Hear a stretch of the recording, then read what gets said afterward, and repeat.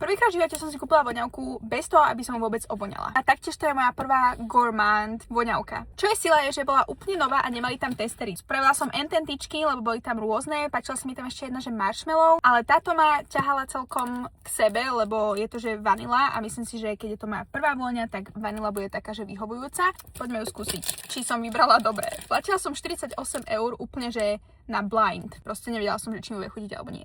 Teda voňať, nebudeme piť. Tak to vyzerá. Akože aj keď to nebude dobre voňať, tak proste toto si len vystavím a budem happy. A jak sa to otvára? Prosím ťa, voňaj dobre. 48 € úplne bez toho, aby som vedela, že ako voňaš, dobre? Takže voňaj dobre. 3, 2, 1.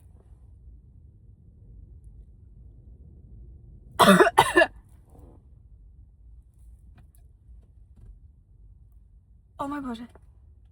Oh môj bože, to je presne, to je ono. Fú, ale trošku je to dosť silné. Tieto voňavky sú že strašne akože voňavé a vydržia dlho, takže asi si musím zvyknúť, že to je také intenzívne. Ale presne toto som chcela, proste vonia to ako upečené vanilkové rožčiky na Vianoce. Chcela som voňať tak, že by som si normálne zožrala sama. Oh, ja som veľmi spokojná. Čo z toho vyplýva je, aj keď to nemá testery, aj keď neviete, ako to vonia, keď vám hovorí srdco, že to zoberete, tak to zoberte. A buď vám to bude voňať, že budete mať krásnu voňavku, alebo budete mať super zážitok. Neviete proste, že čo dostanete. Oh, bože. Mám novú voňavku.